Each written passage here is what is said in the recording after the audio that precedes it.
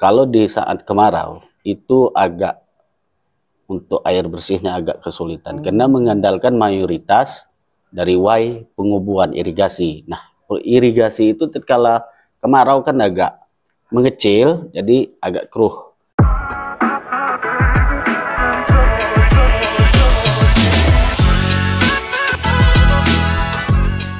Assalamualaikum warahmatullahi wabarakatuh. Tabik pun, selamat datang di Kejaksaan Negeri Lampung Tengah, yaitu podcast Tawayan dan Setiongan. Kembali lagi bersama saya Aditya Darmawan. Podcast hari ini bertemakan yaitu Kampung Maju, Dana Jelas, Hukum Ramah, dan Akuntabel. Tujuan dari podcast ini adalah untuk mengangkat keterbukaan dana kampung, potensi desa, dan pendampingan hukum lewat program Tawayan dan Setiongan.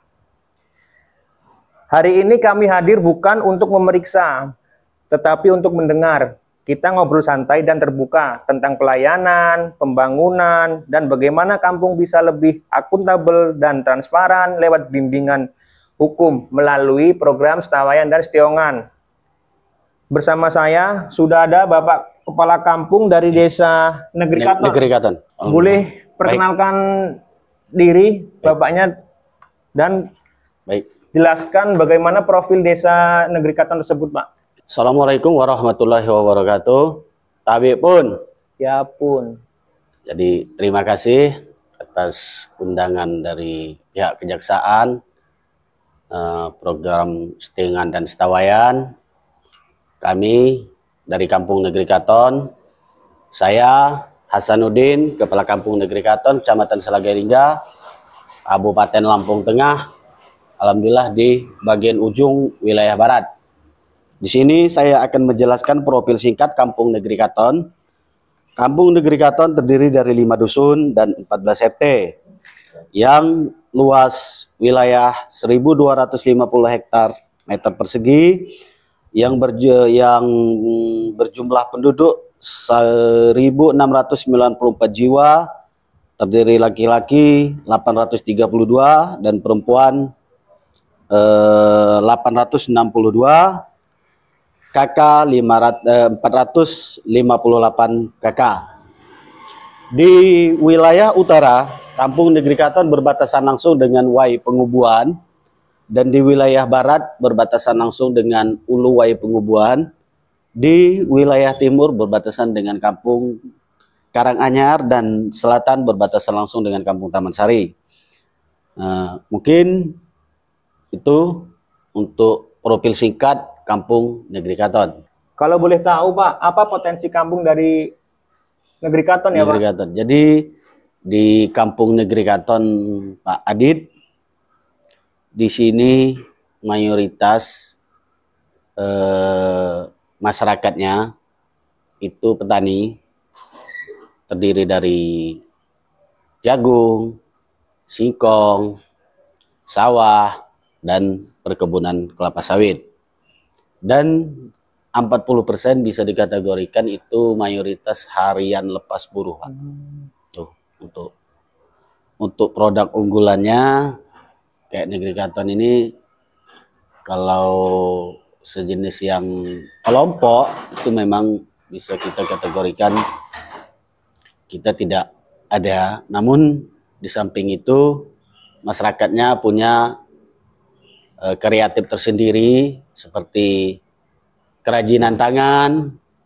Itu salah satunya seperti yang kita pajangkan ini adalah baju sulap khusus. Ini hasil dan karya ibu-ibu menyulam dengan tangan dan sendiri. Dari Kampung Negeri Katon, Pak? Ya, dari Kampung Negeri Katon.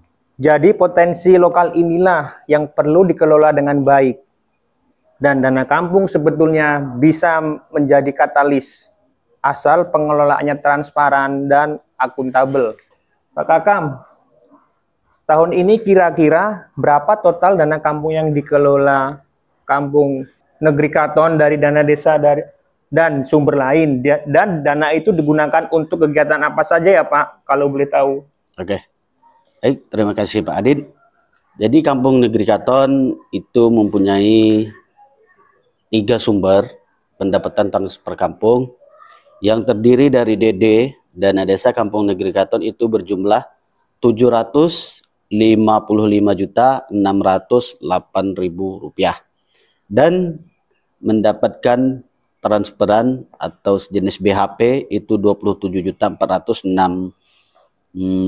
sekian dan ADK itu 437 juta. Jadi jumlah pendapatan transferan kampung itu 1.220 juta. Bagaimana keterlibatan masyarakat, Pak? Apakah ada musyawarah kampung dan papan informasi tentang realisasi anggaran tersebut? Ya, baik. Terima kasih Pak Adit.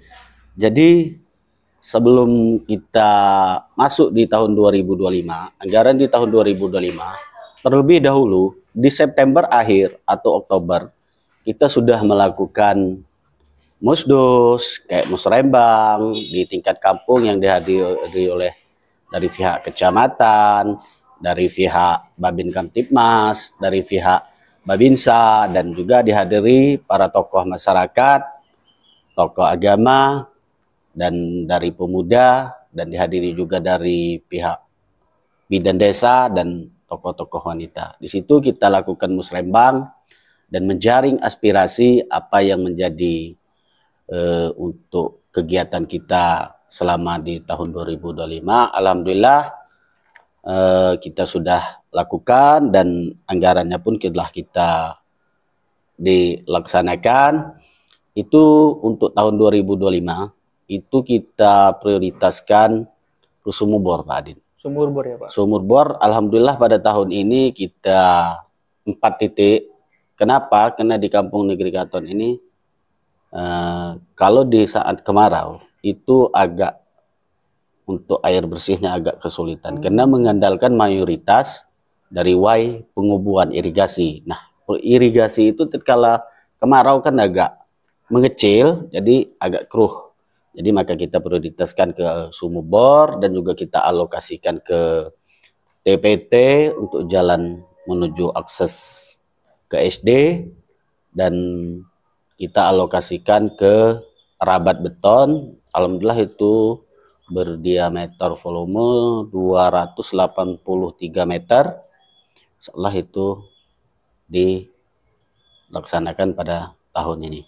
Transparansi ini sangat penting, bukan hanya supaya tidak terjadi penyimpangan, tapi supaya semua pihak merasa punya andil dan kepercayaan masyarakat tetap terjaga. Oh iya Pak, apakah Bapak pernah menghadapi kendala dalam pelaporan dana? Baik dari sisi administrasi, pelaporan fisik, atau penggunaan aplikasi? Baik. Kalau untuk kendala, untuk pelaporan penggunaan dana, alhamdulillah sejauh ini nggak ada kendala. Karena kita memang sudah membentuk tim seperti operator dan kasih dan sebagainya untuk membuatkan pelaporan. Kita percayakan. Untuk gangguan ya paling-paling gangguan sinyal itu aja. Terus apakah Kampung Negeri Katon sudah menggunakan aplikasi Jaga Desa, Pak? Alhamdulillah Kampung Negeri Katon juga sudah punya dan kita dari kampung mengapresiasi apa yang menjadi dari kejaksaan untuk meluncurkan aplikasi Jaga Desa. Kita sangat mengapresiasi dan kita sangat mendukung apa yang menjadi program-program dari kejaksaan. Alhamdulillah untuk aplikasi Jaga Desa kita percayakan dengan operator dan sudah kita linknya. Baik Pak. Terus siapa yang ditugaskan sebagai operatornya Pak? Kalau boleh tahu Pak. Itu operator kampungnya itu Bapak Alexander. Yang kita tugaskan dan kita percayakan untuk mengisi aplikasi dari kejaksaan yang aplikasi Jaga Desa itu Pak ya. Kemudian tantangan terbesar dalam memperbarui data secara berkala itu apa ya Pak? Dalam aplikasi Jaga Desa ini? Ya untuk kendala alhamdulillah nggak ada Kak. Insya Allah nggak ada. Dan juga di situ sudah dibentukkan sejenis grup untuk saling komunikasi, kalaupun ada kendala dan sebagainya, kita komunikasi. Jadi alhamdulillah berjalan lancar, nggak ada halangan gitu. Yuk bareng-bareng kita jadikan aplikasi Jaga Desa sebagai alat bantu untuk keterbukaan. Karena data yang rapi dan akuntabel itu jadi bukti bahwa kampung ini dikelola dengan baik. Dan pesan dari Kejaksaan Pak, selalu mengupdate terus Pak aplikasi Jaga Desa itu Pak ya. Dan Kejaksaan Negeri Lampung Tengah sekarang punya 2 program pendampingan Pak. Yang pertama Setawayan, Setia Kawal Kampung. Yang kedua Setiongan, yaitu Setia Bimbingan dan Bina Pemerintahan Kampung. Program ini bukan untuk menakut-nakuti, tapi untuk membimbing agar pemerintahan kampung lebih siap dan akuntabel secara hukum dan administrasi.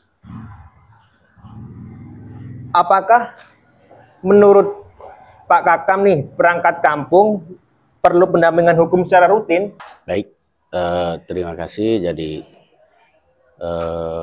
kami dari kampung sebenarnya sangat mengucapkan terima kasih banyak dari pihak Kejaksaan dengan adanya aplikasi Jaga Desa itu secara tidak langsung dan otomatis itu sangat membantu kami. Artinya secara tidak langsung itu sudah memberikan pendampingan dan arahan, bimbingan kepada kampung kami. Ucapin banyak terima kasih. Dan juga kita kan sering diadakan pembinaan dan arahan gitu, dari contoh kayak tahun kemarin kan dari pihak Kejaksaan, dari pihak Polres gitu, kita sudah ngucapin banyak terima kasih. Mudah-mudahan dengan berjalannya pendampingan ini dan arahan ini bisa bermanfaat bagi kami kampung. Oh iya Pak, saya penasaran nih Pak, ini baju apa ya Pak ya? Ya, baik. Jadi ini adalah salah satu kerajinan warga masyarakat kami yang ada di Kampung Negeri Katon. Ini namanya baju sulam usus Pak. Jadi kami dari kampung ini sangat minta tolong untuk dipromosikan. Kenapa? Di kampung ini kan banyak ibu-ibu yang mempunyai kerajinan tangan seperti ini, tapi terkadang kala untuk memasarkan yang lagi kurang maksimal gitu. Karena kalau nggak ada yang pesen, itu nggak mungkin dibuat. Nah, inilah harapan kami dengan pihak Kejaksaan bisa membantu kami untuk mempromosikan hasil daripada kerajinan tangan warga masyarakat Kampung Negeri Katon. Berarti kalau seumpamanya ada Pak nih, entah saudara, entah teman saya, minta bikinin baju Pak ya di Kampung Negeri Katon. Teman saya ini bawa contohnya gambarnya aja Pak. Apakah bisa Pak? Insya Allah bisa Pak. Yang penting ada gambarnya dan motifnya. Ini kan bermacam-macam Pak, tergantung dengan selera ibu-ibunya. Iya. Tapi makanya ibu-ibu itu nggak bikin kalau nggak ada yang pesen. Oh begitu Pak ya. Ya.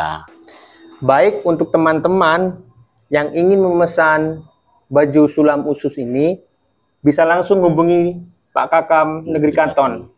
Karena dari penjualan baju ini, kita bisa membantu perekonomian Desa Negeri Katon dan membantu perekonomian ibu-ibu di sana.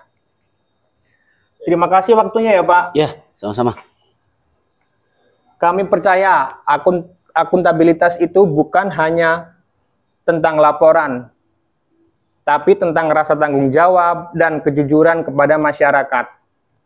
Kejaksaan hadir melalui program Setawayan dan Setiongan agar kampung tetap berjalan dengan tertib.